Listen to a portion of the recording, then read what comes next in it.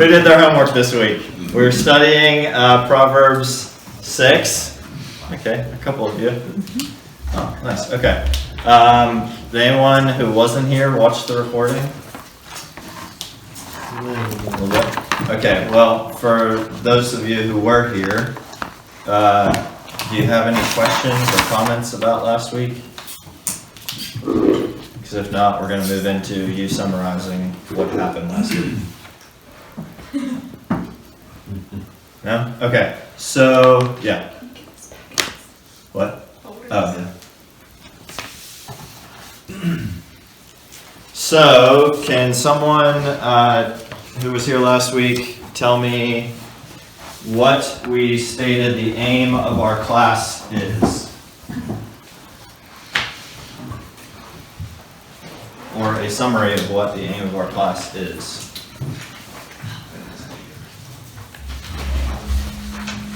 That's right, whoever said that way in the back. To see the, well, it's on your paper, so I'm not going to write it. Probably, is it the second page in your packet? Oh no, it's a blank spot. We filled in last week. Yeah, last week we filled it in. Alright, so I'll write it down. See the glory until the church of Christ is complete, beauty and number. Thank you, Kale. So our purpose in this class is to see the glory of God, and I probably should have said this, but it's implied in the scriptures, until the church of Christ is complete in beauty and number. Oh boy.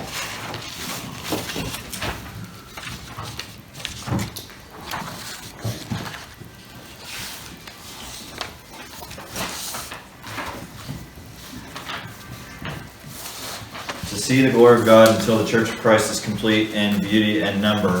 And we're not going to do it right now, but some of the rest of those blanks, we have John Piper's aim in there, which is a little bit more elaborate than mine, but gets to the same point.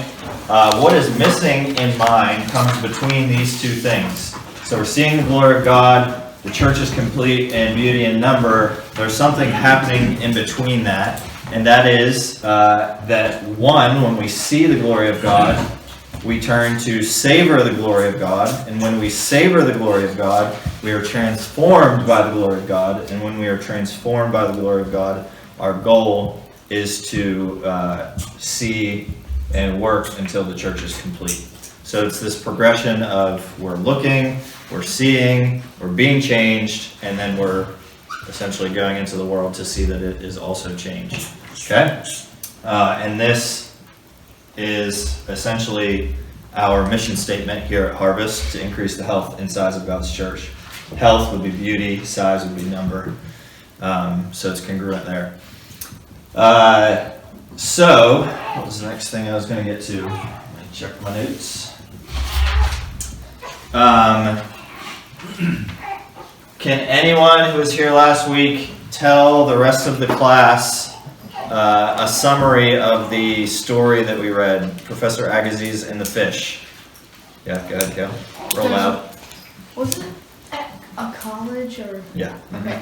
There was a boy that went to a college, and there was this German professor. Yeah, Swedish. And he gave a fish to the boy, and he said to look at it. And write down what you see. And the boy was it's just a fish. What am I supposed to see? And I looked at it, and then he saw, and then later he looked at it again, then he saw more, and later he looked at it, then he saw more, and then he drew the fish, and the professor was like, good! That's a great summary. So in your packet on page 9 and 10, there's the story of Professor Agassiz and the fish. This is a true story of a man who went to study bugs and was taught by a professor. Like Kale said, he was given a fish. This isn't a bug, but what he learned, he says, is invaluable because what he was taught was to just keep looking. There's more, keep looking. And even when he thought he was done, keep looking. And so the lesson that we took from that is to look at your fish. That's a theme of what we're going to be doing in this class. What? Look at the fish. Look at the fish. Okay, so we're going to look at our fish now. Remembering that this is our study method. We did sort of admit we did prayer together. Now, in our hearts, we need to do this one, which is trusting the promises of God. Things like He will reveal to us. Well, let me read a couple of them. One I'm thinking about is 2 Timothy 2, where it says, oh my gosh, I'm going to mess it up. Let me just quote it rather than try to cite it. Okay, it's on this list. Cool. Do you want me to look it up? Yeah, please. Read for us 2 Timothy 2:7. I have it in here somewhere. Why we study. I have it. On page 6, why we study, 2 Timothy 2:7, Paul says, think over what I say, for the Lord will give you understanding in everything. So that kind of combines the two aspects of it. We are thinking over what Paul is saying, over what the other human Bible authors are saying, but also what the divine author said. We're thinking over them, we're spending time to focus on them, but the promise is that God will give us understanding of what's going on. And of course, there are lots of other promises to rely on, but now we're going to do the second A, which is act, which is our part. We get down and dirty, and we are just going to look at our fish. So, this was the passage that we had for homework, Proverbs 6:16-17. So let's just start by spitfiring, even if you didn't study it. What? 16-19, yes, thank you. Proverbs 6:16-19. If you studied it, or if you didn't study it, just by looking at it, now would be the time to have your Bibles open, or if you've written it down, to have that open so you can write on it. But let's just start talking about what's in this text, what's going on in this passage. So let me read it for us. I'll read it twice, just so we have time to transition, but also to think about what's being said. There are 6 things that the Lord hates, 7 that are an abomination to Him: haughty eyes, a lying tongue, and hands that shed innocent blood, a heart that devises wicked plans, feet that make haste to run to evil, a false witness who breathes out lies, and one who sows discord among brothers. This is ESV, if that matters to you. All right, one more time. There are 6 things. Actually, does anyone have a different version? Oh, you are all Calvinists.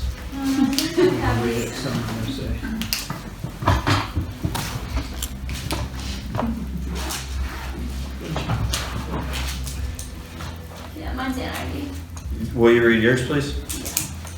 There are 6 things the Lord hates, 7 that are detestable to Him: haughty eyes, a lying tongue, hands that shed innocent blood, a heart that devises wicked schemes, feet that are quick to rush into evil.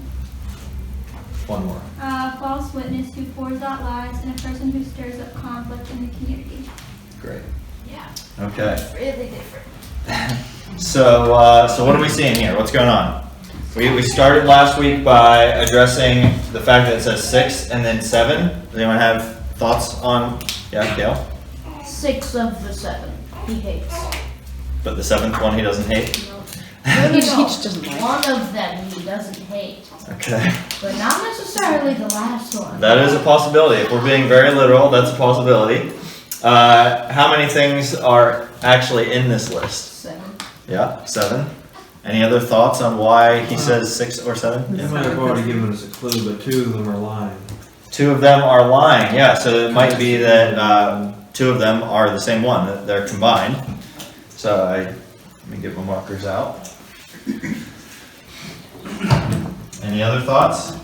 And it doesn't just have to be on 6 versus 7, but that's just where we started. We're going to be doing this for a little bit of time, so get comfortable. Whenever This marker. It's unnecessary.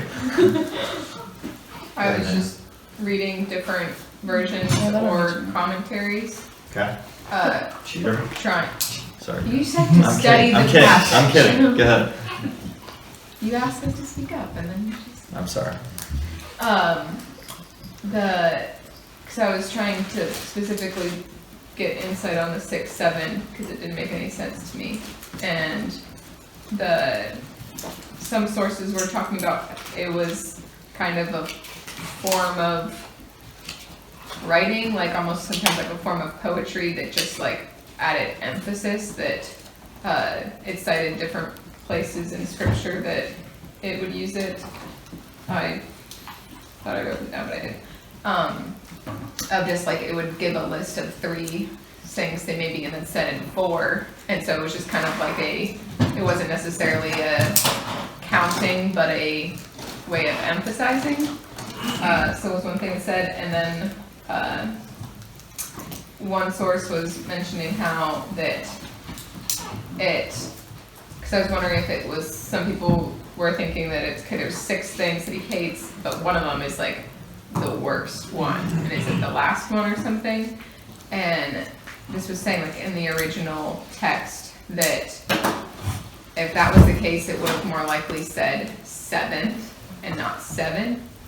That like the 7th is an abomination, like if it was like the last one on the list. And so they were advocating for that not being the proper interpretation because it just says 6 and 7, not 6th thing, and the 7th is an abomination. And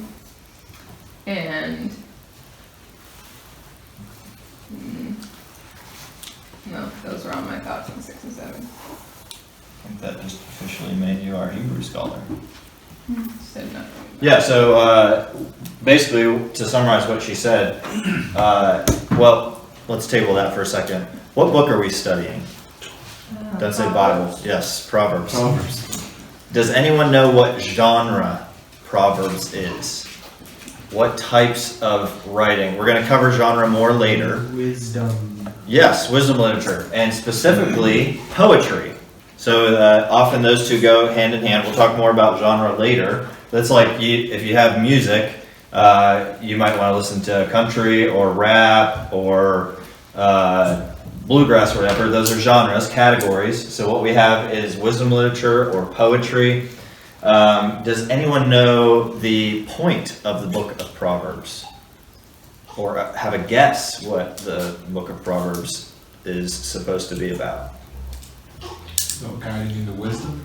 Yeah, so if you were to look at chapter 1, it is a father talking to his son, trying to give him wisdom, specifically putting a distinct separation between living among sinners and fearing the Lord and having wisdom in that sense. So that just reiterates the point that we're in the wisdom genre. And because this is poetry, it can be a bit creative rather than literal at times.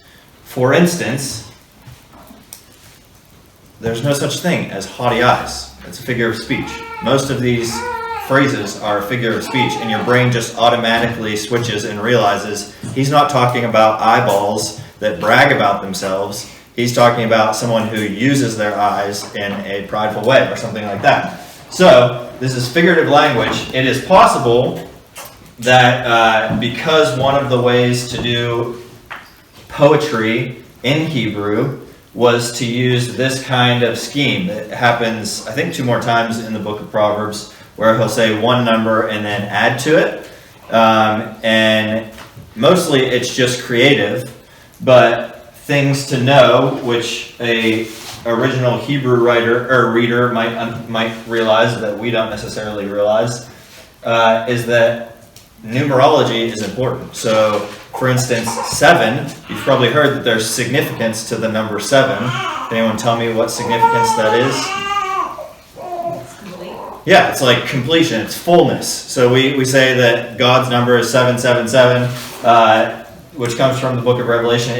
The number 7 represents fullness. And so if he's saying there are 6 things, wait a minute, there are 7 things, like this is all-encompassing. God is trying to explain to us a full picture. Like this is weighty, I guess is my point. Does that make sense? Okay, so those are all possibilities. We haven't necessarily narrowed it down, but we're just looking right now. We're looking at our fish, so we want to just keep making observations. So all that was probably something that, well, that was a bit of background that would be different in our minds than an original reader. Yeah, what's up, Kim? I asked my mom what abomination Yeah. means. You got a definition for us? And she might be wrong, Your but mother is never wrong. like hatred or disgust. Okay, so is it different? That's not going to show up. You said it's hatred or disgust. Yeah. Is that different from the word hate? This is speculation. There's not an answer in the text, so we can throw out our guesses. It's similar. Yeah, it's similar. Hatred, disgust. Do you want me to go find markers? Do you have markers? Well, I thought I had markers, but yeah. So Kale just helped us understand what the word abomination means, which is a great practice. You find a word that you don't understand or you'd like to know more about, figure it out. Google's a good place to start, but sometimes the definition that we use today doesn't necessarily fit with how an original reader would have understood it. But in this case, I think it's appropriate. So they seem to be kind of synonymous or similar. And so it's possible that the 6b7 isn't as important as it seems. It could just be that, but we want to keep this in our minds. There's something going on here. We don't feel like we've solved it, but we're getting somewhere. So what else? What do we see in the text? Look at your fish. So, for me, as I'm reading the first part, things that the Lord hates or that He sees it as an abomination, my mind would have instantly gone to, the enemy, demonic realm. But everything that's listed there is a bodily attribute, is a physical attribute that ties back to humans only. And it kind of shows in the text that it is us, it is humans who can hurt him, or who, it's not the enemy that creates his pain. And that Agassiz, Professor Agassiz in the fish, the man recounts to the professor many things that he's seen, and the professor says, Look again. Look again, you're missing the most conspicuous thing. And I was gonna attempt that, but she hit it. This is huge. Because this is us. I don't want to go too far because we'll cover that more, but that's a big get. That's important. This is humans. We're not talking about Satan or the spiritual realm necessarily here. We're talking about humans. Which kind of hits a little too close to home, All right, what else are we seeing?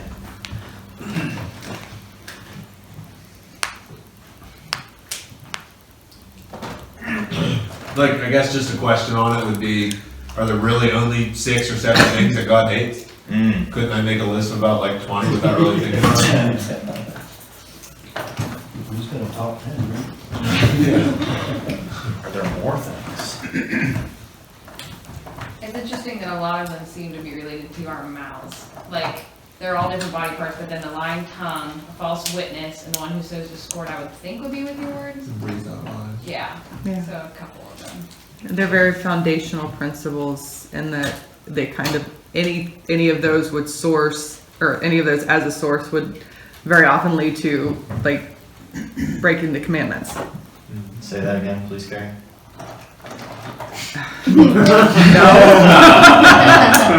Rewind. No?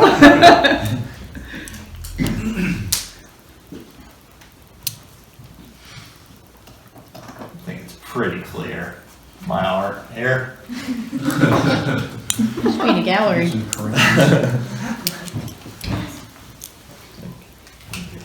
need more colors? No, these ones are scented, that's good. So nice. Yeah, and Bill did something that I should have emphasized at the beginning. Questions are also a valuable, in fact, important part of this process, especially at the beginning.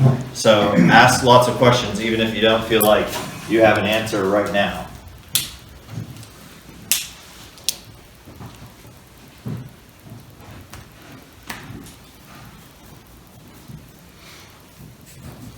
My question would be, what is haughty eyes? I don't know what that means.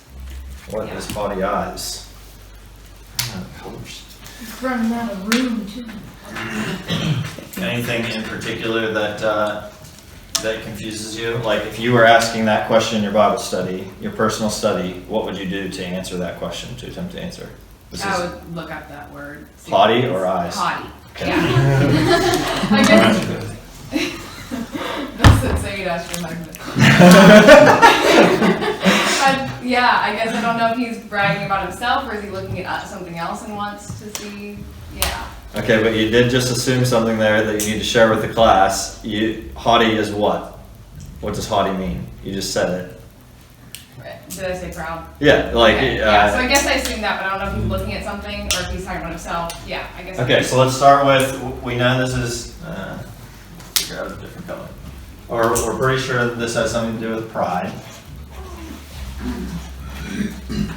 By the end of this, this board is going to be covered and it's going to be a mess. If that stresses you out, Then we can feel hang free it to up look away. on This is the how I wall. do my study. So the Ginger had a question about what haughty means, but right away, or particularly the phrase haughty eyes, I guess, right away, I think all of us probably had the assumption or the knowledge already that haughty means prideful.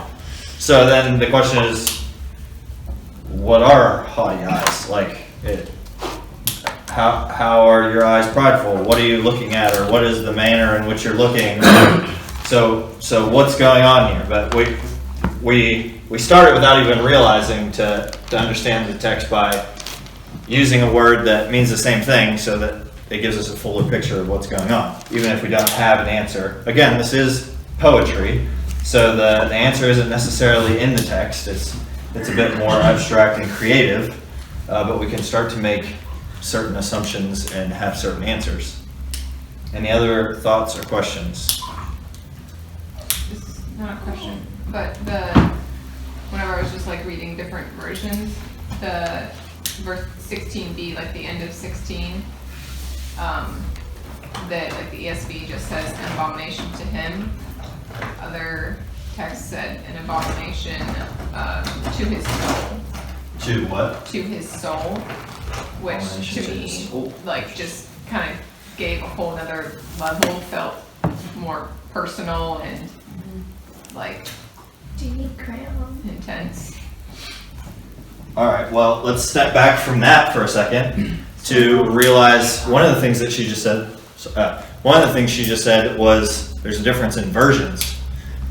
We need to emphasize all of us are probably comfortable with one version over another, but using different versions so that we don't have different versions because they can't agree. We have different versions of the Bible because editors, translators, they're coming at it from a different purpose. So if you look at page 3 in your packet, you'll see there at the bottom, there's a spectrum of what Bible translations are trying to do when they're translating.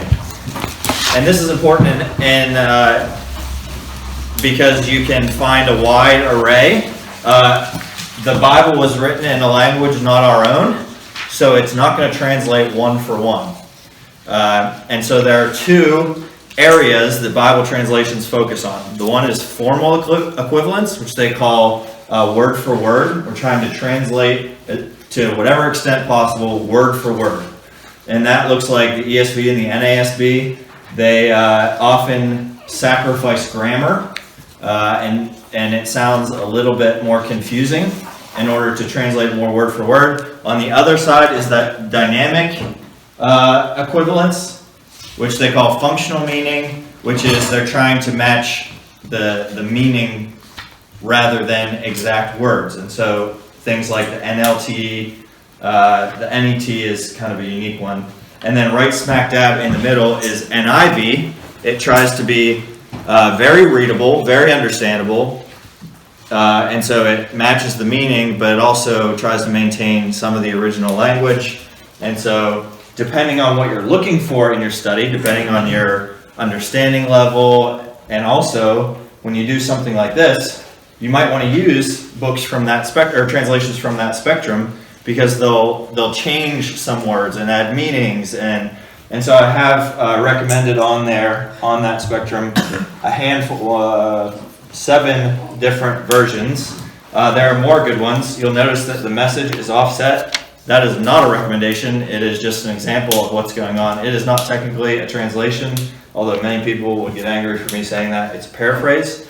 But in that sense, it can be very helpful in understanding what the text means, or the application of the text, because it's matching in formal or dynamic equivalence, meaning it's going for the meaning rather than exact translation of the words.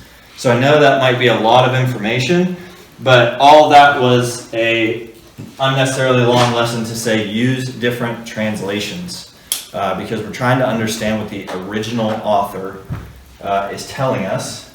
I'm sure I grab a whiteboard marker, not a permanent one. This is one of our 3 important principles in our study, trying to figure out authorial intent. What did the original author intend? We're going to get into later more who that author is, but trying to understand authorial intent is a huge starting point in our Bible reading. Didn't mean to go on that spiel. What else did you say when you made me go on that rant? His soul. To his soul. It's an abomination to his soul. So then we might look at a bunch of translations and look at these 2 words and see, this isn't foolproof, but often if you have, say, 7 translations, which is easy to use in the YouVersion app, you can click on a verse, hit the button compare, and an infinite amount of Bible versions are available to you. And you can start to use the democratic process to say, what might the original have said? If 6 out of 7 translations just say to him, there's a good chance that that's what was in the original Hebrew in this case. So that's a helpful process for many reasons. Use lots of translations. The YouVersion is incredibly helpful for this. Such an incredible resource that we didn't have 15 years ago. All right, more thoughts, more questions. Look at your fish. What's going on in Haughty this text? is an adjective, while the rest are premeditated actions. Whoa. But- Okay. Those are big words. To expand on the haughty eyes, choice of words is important in the sense that he didn't just say a haughty person or a haughty expression. Eyes are what's required to look at another person. So in this case, it could be assumed that the author is saying it's how you look at another person. If you look down on another person or act like look at another person as if you're better than them. And in that case, everything on there is relational. It's all in terms of how you as a person act towards other people and the evil that you do to other people. Relational, yeah, that's good.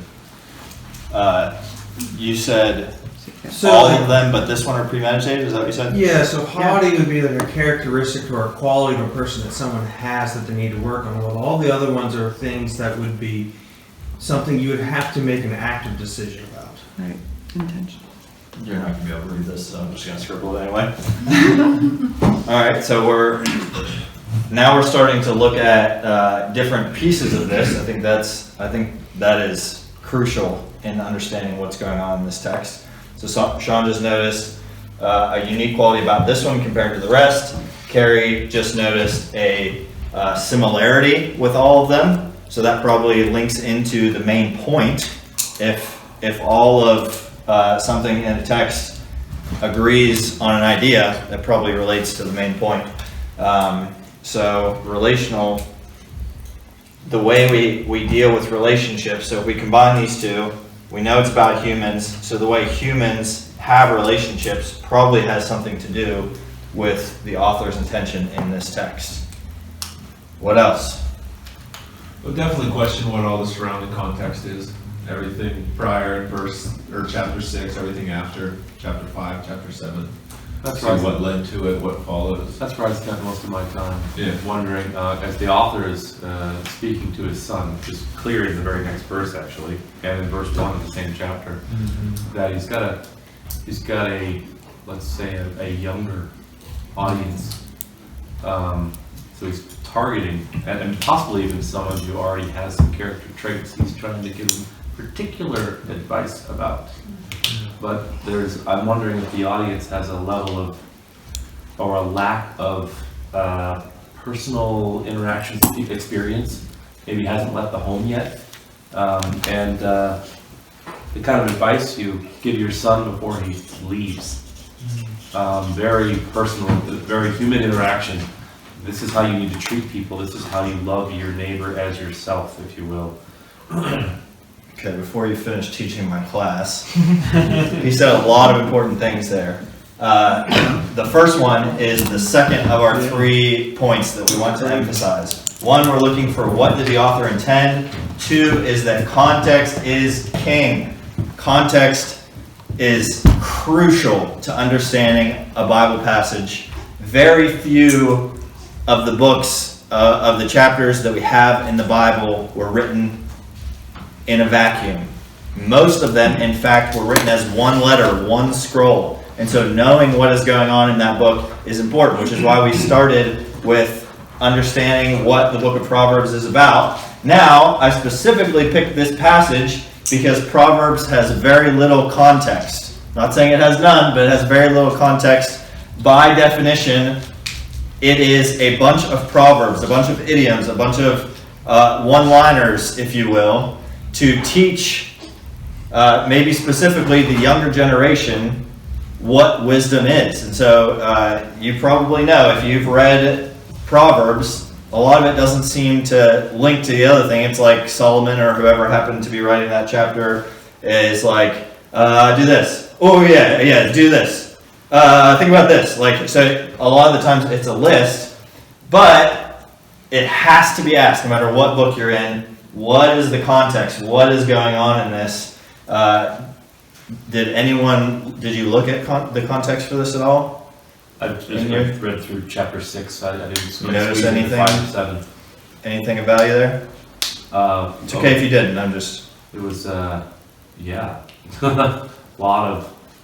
a little bit of redundancy in the verses prior. It seemed like this is a bit of a summary of what I saw in verses 1 through 14. There was a lot of words, and this seemed a little bit like a summary of let's boil it all down, and then following up with heed the advice of your mom and dad. So it was very parental.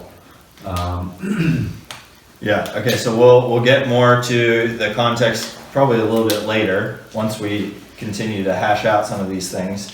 But there is context to this. Yes, Ms. Penny. If I look at the paragraph before, here's a description of worthless and wicked people. Okay. Okay.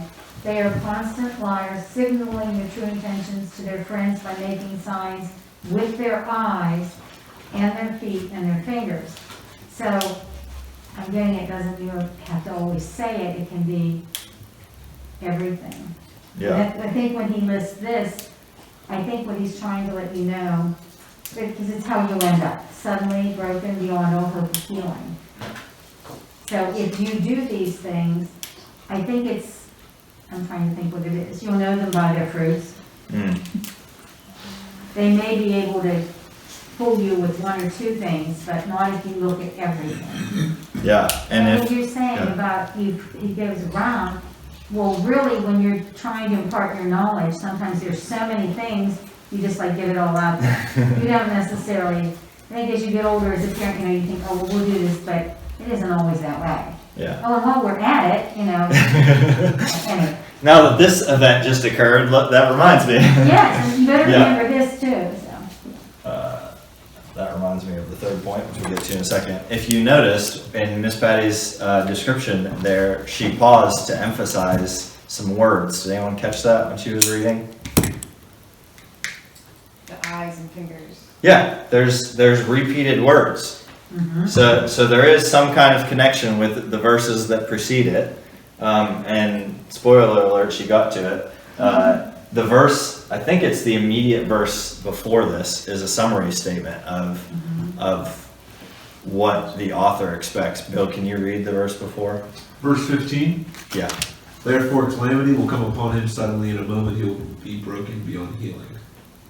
Being broken beyond healing. So the few verses that come before the verse that I think it starts in verse 12 starts to list out a lot of these similar qualities. And then using the therefore in verse 15, I think it's Solomon writing this chapter, I can't remember. Let's say Solomon gives a summary. He's saying at some point these people are going to be broken and they're not going to be able to be fixed. They're going to come to calamity, to complete ruin. And so that's a warning to the readers. That's a warning from this man to his son and to future generations. Don't be like these people.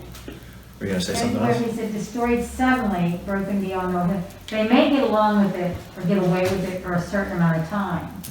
But then it's just going to be it and there will be no going back. Yeah. Yeah, that's the... So you may think you're getting away with it, but... That's the bus analogy of someone who says, well, maybe I'll turn to Jesus when I'm 80, and then gets hit by a bus when they're 25. That sudden calamity. Part of the lesson there is don't assume that one, don't assume that you can fix this on your own. Two, don't assume that you have the time because it's sudden calamity. You're not going to expect it. Yeah. So let me, real big, using my big old fat marker. Calamity. It's like a paintbrush. Okay, were you going to say something? Yeah, a lot of what I was gonna say you just said, but I thought it was specifically like verse 14. It's almost exact phrasing of like in the passage we're looking at. Like part of it is the perverted heart devises evil, which a heart that devises wicked plans is in the passage we're looking at, and then continually sowing discord, one who sows discord among brothers. And so it's interesting that how much it's like 12 through 14 were really the only, or like 12 through 15 were the main ones I looked at. Like I didn't look too much through the rest of that chapter, but it was just interesting because there's also a list, I think, of 7 in those couple verses that very similarly echo the 7 in these verses. Okay, so can you very slowly read 12 to 15 out to me, and we'll see what kind of things overlap here. A worthless person, Okay. a wicked man, goes about with crooked speech, winks with his eyes, signals with his feet, points with his finger, with perverted heart devises evil, continually sowing discord. Therefore, calamity will come upon him suddenly. In a moment, he will be broken beyond healing. Awesome. Yeah. So, which of these things are overlapping? What do we see in both sets of verses? For one, Wicked. wicked. Winks Where's with wicked? the eyes. A heart that desires wicked plans. Yeah. So here and here. Okay. So we have a wicked person with wicked plans. Winks with the eyes. Winks with his eyes. Connects with what? Haughty eyes. Haughty eyes. Yep. What else? Save Running discord. on.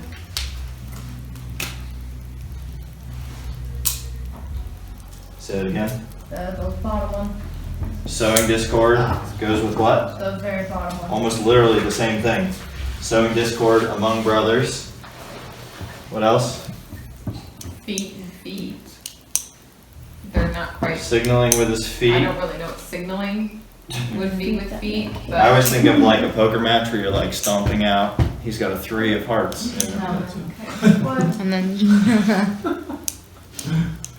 What else? What's the second to bottom one? Second to bottom. This one? Yeah. Perverted heart that devises evil. crooked speech, Yeah, so we have the heart, which we already got. Crooked speech connects with what? false witness. False witness, probably lying too. Discord. Sowing discord, yep, down here. Anything else? Probably points with his fingers, relates to hands. Yeah. We just covered all of them.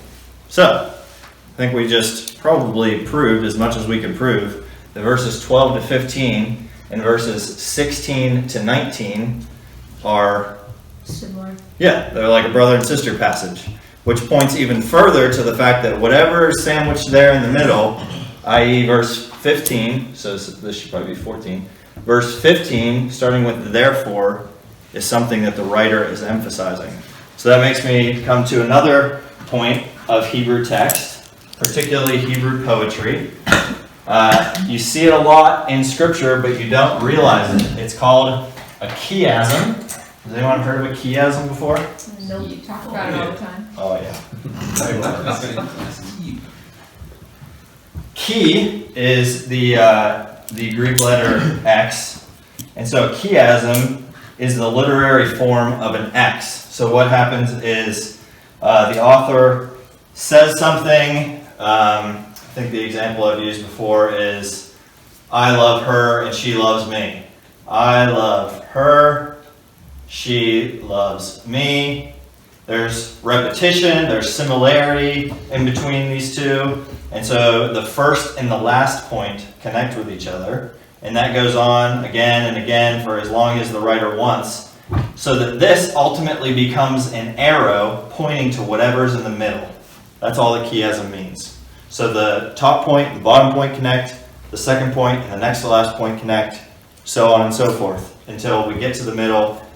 That's the writer's artistic way of saying, check this out, look in the middle, this is important. So that's what we just saw. Verses 12 to 15, or 12 to 14 are a grouping of words, and then verses 16 to 19 are a grouping of words. And so they're the bread of the sandwich. They're up here and down here.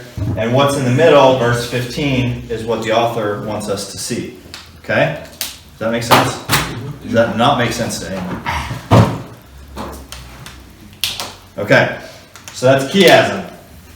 There's a reason that I say that. But I think that probably proves our idea that verse 15 is, at the very least, a focal point of what's going on in this passage. Okay? All right. What else do we see? I just double checked actually, and the verse 12 to 14, the list is indeed 6. Interesting. Oh. 6 things here. Yep, it is. I never caught that. That's It is the one who walks with a perverse mouth is one, winks with the eyes, signals with the feet, points with the finger, his heart continually devises evil and spreads strife. Those are the 6. So it's possible that what's happening here, more than just being art, He hates those 6. poetry, And an abomination to these them are are abominations of them. But again, like you said at the very early on, if these two are similar, synonymous, then they're describing each other. They're helping us better understand each other. Good get. Nice. What? More thoughts. Look at your fish. What are you seeing? I see him. Bill. Just noting, like, the first 2 I read, and I'm like, yeah, I did it. Yeah, I've done it. And then it, like, kind of ramps right up with the third one. It's like murderers. It's like people who stab people. And it's just wild because in my brain, it's like, oh, that's a little one, that's a big one. But God clearly just puts them side by side. Oh, nice. And Bill has done some of these things, which means everyone's going to want to sit as far away from him. Because he's not telling which ones he's done. Yeah, so Bill did something that I did pretty quickly on accident when I was studying this passage. It was like, okay, here's things that God hates. They're an abomination to him. Let's avoid these things. First one, haughty eyes. Oh, crap. And then you start going through the list and you realize, and this is to your point earlier, that this isn't, we're not talking about spiritual enemies here. We're talking about us. This passage is talking about us. Starting to feel a little bit like the Ten Commandments, because when you compare yourself to the Ten Commandments, you realize, I'm done for. Like, I haven't kept these. And then so any New Testament thoughts play into that idea? Has Bill murdered? In his heart. Yeah. Jesus takes the Ten Commandments, these, a step further, and says that we have all done this, maybe not with our hands, but we have all killed by being angered. We have all devised wicked plans. We have all hastily run towards evil. Like, you get through the list and you're like, I'm done for. This is bad. Because if we stick in this passage, the only thing that we get to point to is that therefore, that sudden calamity. That's us. This is what people will call the bad news of the good news, or the bad news of the gospel, which is the good news. We're stuck in the bad news here. Does anyone want to give us hope, or what do we do about that? God hates us? We're an abomination to him? Is that what the text is saying? So one of the things that has come to mind, like when you think of it as a relational, like I thought of Matthew 25:40, where, you know, during the Last Supper, where he's telling that, you know, what you've done to the least of these, you do to me as well. And that's kind of like, it brings it home, is, you know, in terms of when you do any of these things, even in thought, you're doing it to me, and it makes sense as to why he hates them so much. All right, so you just made our bad news worse. We did it to Jesus. He did it with the person. He said it with the purpose. There was a purpose in mind. He was fixing it. He was fixing it. What do you mean? He was going to fix what we did wrong. Yeah. That's it. That's all That it give comes anyone down to. else chills? It gave me an itch. Your body's weird, man. Okay, let's take this further, like Carrie just said. If what we do to anyone reflects what we've done to Jesus, let's drill into the one that Bill stopped on. Hands that shed innocent blood. First of all, the question is, what is innocent blood? Jesus. Yeah, that's the only human answer to that. So we have an allusion, an accidental allusion, accidental to the human author, not the divine author. We have an allusion here to Jesus, and now taking what Carrie just said, we killed him, and that sudden calamity, verse 15, feels a lot more fitting to us, to what we've done. But God, being rich in mercy, because of the great love with which he loved us, made us alive together with Christ. By grace you have been saved through faith. We don't see it here, but using what we know of the New Testament, this is the gospel. This is the first part of the gospel, to know that we are broken beyond fixing. Verse 15. That's us. These are us. But Jesus became a man, became sin, to take our sin, so that we might be the righteousness of God.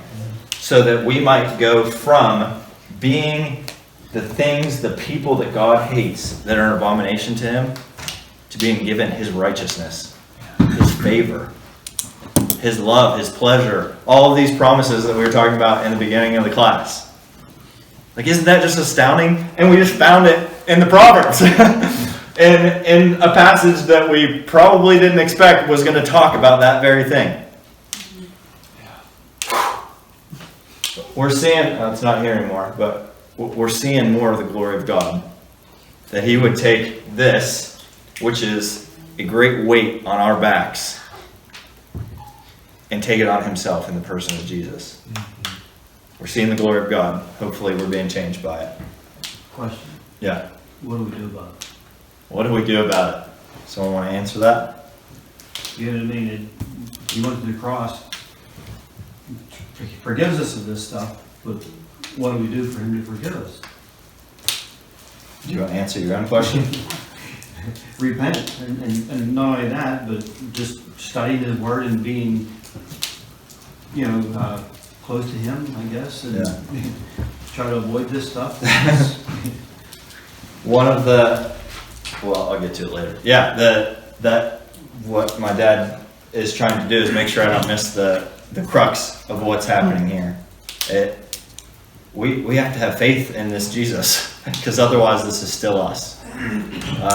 I'd like to think all of us in this room have had that faith and are obediently following Jesus. But to be clear, if we don't, verse 15 is still what's waiting for us. Utter calamity, sudden calamity, whatever it is. And it's worse than dying by being hit by a bus. And so, because of what we're learning here, yeah, we try not to do those things. More on that in a minute. But if you remember last week, well, for those of you that are here, last week I recommended this book, Asking the Right Questions, on the second page of your packet, or is that third page of your packet. Gave the spoiler alert of the 8 questions that he says to ask while we're studying the Bible. And what my dad was just pointing to is that the last 4 are things like, what does God want me to understand about this text? What does God want me to believe? What does God want me to desire? What does God want me to do? All of those things need to be asked about this text, because what God wants you to desire is Him. Is to not do these things anymore. Is to see His glory and want to turn from. Last week we looked at Isaiah 6, and we imagined what it would be like to be in the presence of God when he sees his robe fill the temple and the angel come towards him and he realizes that he's a dead man. That's what we should do when we come to the Bible. And then to remember, the good news is that that angel comes with a colt. Jesus comes as a human, and he atones for that sin. He atones for you, so that this is no longer a description of you. Any other thoughts? I realize I'm way behind schedule, so I'm going to pick this up in a second. So get out your last comments if you got them. Even if they seem unnecessary. Yeah, okay. No. Oh, your turn. I noticed that in the listing of the body parts, it kind of moves from the head area down to the feet. So it goes like eyes, tongue, hands, heart, and feet. Yeah, so James is paying attention to the body parts. Which I think is important. There's got to be a reason that, that's a good foot right there. Yep. You gotta fight the heart.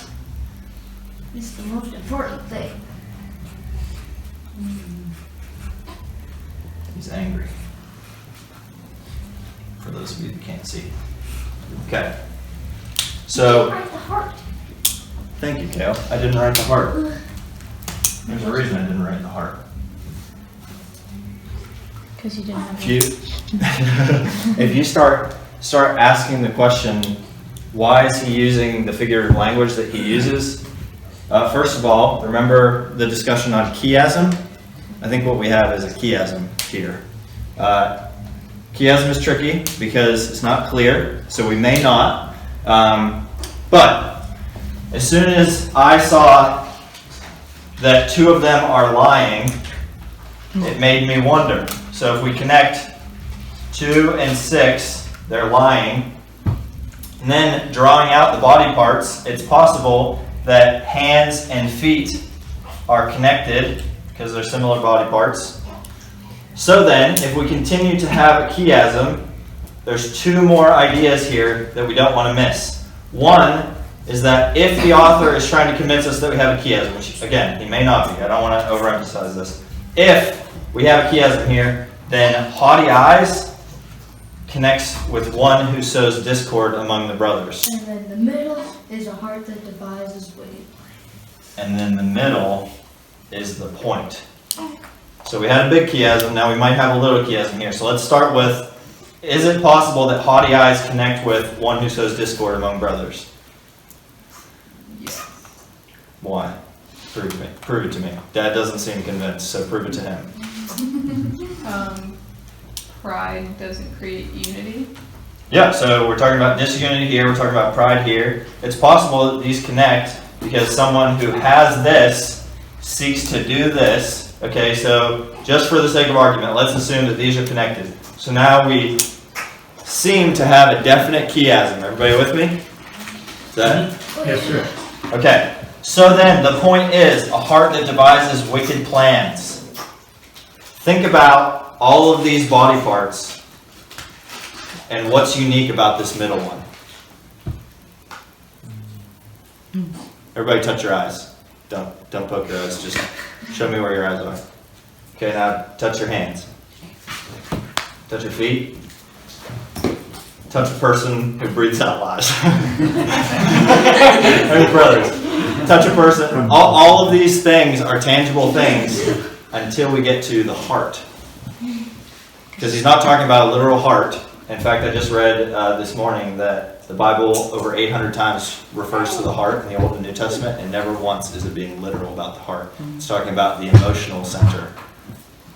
So this is the only non-tangible thing. And I think we see that in what Jesus says, out of the fullness of the heart, the mouth speaks. What comes out of you, what you do, these 6 things come from a wicked heart. And so, if this is the point, if the author wants us to focus on the heart in verse 15, the connection that we can make is that the heart is what's causing all these things. Yes, Tegan, good.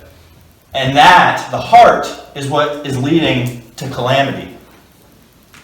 And we see that to be true in the New Testament. It's not the fact that you want to murder someone all the time that has to be fixed. It's your heart, your broken, evil heart. That is what the gospel is. Your heart is broken and it's leading you to destruction. So how do you fix your heart? I mean, you can fix your eyes, you can pluck one of them out, you could have LASIK, but how do you fix your heart? Transplant. Get someone else's heart. Because that's created me a clean heart. Yeah. Do it. Well, yeah, okay, You so have to do it. if it's literal, you get a transplant, you're going to have someone else's evil heart. He But has to do it, yeah. yes, if we're looking for a spiritual heart transplant, it has to be God. We don't fix these things. Yeah, we try not to do these things, but Still happens. surely you know your best efforts lead to these things. It's Christ, by his sacrifice and his grace, fixing your heart, that saves us from the calamity. And we're back to the gospel. Any thoughts on that? All right. Yes, Patty? I once did a Bible study, and it did the 7 deadly sins. And every one of them, if you study them, goes back to pride. I mean, every one of these. And until we confess our pride, no matter what it is, because if you do every one of them, you're either judging or it's just pride. Until you give your pride up and confess it, and just do what Christ, God wants. I mean, that's basically the thing. You think of how many things you do, and it's just... Yeah. But I mean, you have, I think, as you said, you have to confess that you would have us from the beginning, because if not, then you're on the context that you can just go ahead and change it. But until you really lay it all out and be honest with yourself and the Lord, you're not gonna like clean house. So Miss Patty just gave us an application point. When we come to this step, admitting, one of the things we need to do is admit the pride of our hearts. Coming into any text, coming into any day, that's the thing that we have to realize. Like that, I was just talking about Romans 8. and Romans 6, 7, and 8 all point to the fact that our flesh is still pulling us to these things. Though the Spirit lives in us, our hearts have been made new, our flesh is still pulling towards these things. So when we admit that we need God's help, part of it is admitting that this is us without Jesus. Yeah, good observation. Any other thoughts? Got a question. Yeah. Looking for chiasms, is that primarily in the books, poetry books, or is it throughout? You'll find, well, yeah, it's a witch hunt. They are in a lot of places, including the New Testament. But any chiasm you find, someone will just as easily dispute that it's not there. We made a bit of a stretch assuming that these two are connected, even a stretch assuming the feet and the hands are connected.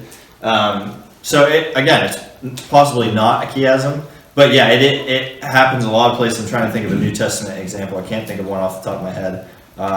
I'm fairly certain there's one in the beginning of Ephesians, and often they're like these big sweeping, like the first and the last point are like 8 verses apart. Like you probably won't even notice it. And it usually doesn't add much to the text. We got to the gospel without seeing the chiasm here. It just kind of added, like, I don't know, at least for me, joy, doing that little treasure hunt and it increased my time in the text and things like that. So it shouldn't take away or add to the meaning. It should just like help your study. It's just a creative avenue. It's the same reason we make poems rhyme is a creative avenue. But if you Google chiasms in the Bible, I'm sure you find several articles that just advocate for a lot of texts that say it, or that have it. Any other thoughts or questions? Okay, so our task, as it always is, first is we did the acting. We're not done. Like, I'm still learning stuff about this. I just learned last week that we're looking at our fish, yeah. That Jesus inverts this list in the Beatitudes in Matthew 5. He says, his first one, blessed are those who are poor in spirit, for they shall see the kingdom of God. I think that's what it is. Like the writer that I was reading takes this list. Like I wasn't even reading about this passage. I don't even remember what I was reading. It was completely incidental. But he argued that this list is the anti-version of what Jesus 7 points in the Beatitudes in Matthew 5. So there's lots here. There's even more. So in your free time, keep looking at your fiche. But one of the things, those 4 application points of the 8 questions on page 3, the applying the Bible, those 4 questions are something that I would love to do right now. We don't really have the time, but you in your own personal study, thinking about this passage, I seriously encourage it. What does God want me to discover, see, believe, and do because we studied this passage? Now, one more fun thing. Someone tell me what those verses say. Don't look at your Bibles. Well, let me start out. There are 6 things that God hates. That the Lord hates. 7 that are an abomination to. What's the first one? Haughty eyes. What's the second one? Okay, so you get my point. Yeah. You just accidentally memorized this passage. And we didn't even try to. Like, we were just looking at it over and over again. If we had spent more time, saw that, Sean. I said, no, I didn't. If we had spent more time, Happy and I did this passage together in India. This is the first time I ever tried this method that I've kind of invented for this class, and spent over the weekend 20 hours intentionally looking at this passage. And I got to the point where I was like, this is a stupid passage. Like, I couldn't see anymore. I feel blasphemous for saying that, but like I was like the guy in the story with the fish. I was like, that's all there is to see. And then Anything else? yeah, and then I would notice something else, and it would set off this chain reaction, like the chiasm there we saw at the end, and that just kept happening. And I'm still, now this is 3 years later, thinking about that passage. I have it memorized because by the end of the weekend, it was like I could spell it backwards. You know, like I knew this passage better than any other passage, and it was all an incidental benefit from just looking at my fish, looking over and over again. What? Was it? Yeah. So, And I still, like, I genuinely got goosebumps when we got to the gospel in this, because it's still living and active. The Lord is still working in me through this passage. Like, when I led Crave last year, whatever year that was, 2 years ago, I think I did 8 Bible studies on the first 14 verses of John 1, and every single time learned something new and was amazed by something new. And like, that's the Lord at work in His Word. It's amazing. And hopefully we're going to see that pattern continued throughout our time. Okay? Any other questions or thoughts? What's the third point? Yes, thank you. The third point, which we kind of hinted at, is that there are two, or let's say there is more than one author.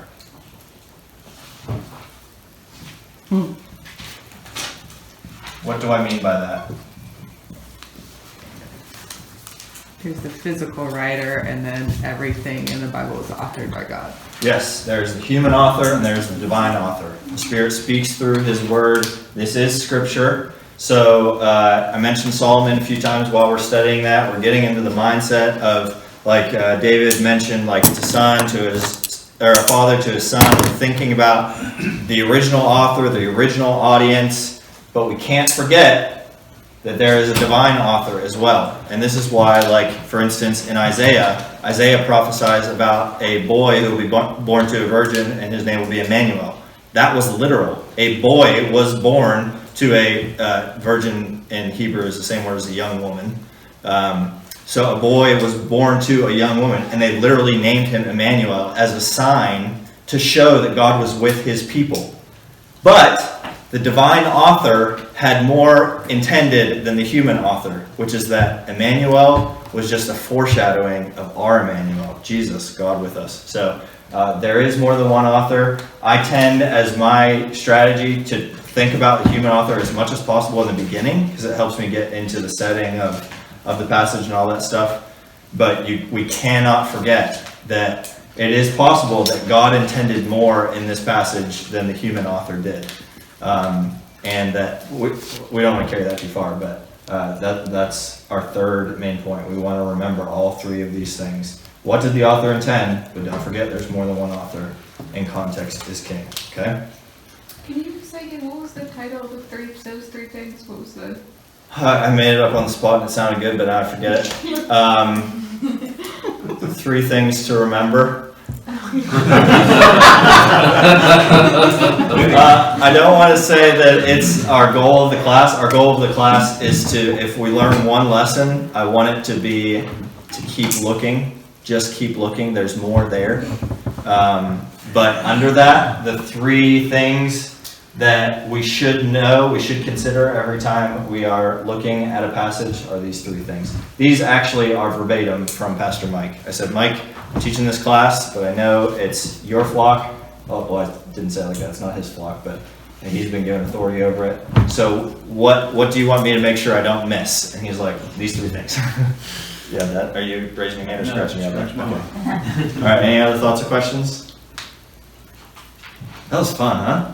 Yeah. I really thought we'd get more in. Like there's so much in that passage. There's more. Keep looking at your fish. But we are going to move on now to, well, before I do that, let me give one more recommendation. Well, maybe multiple more recommendations. So, grasping God's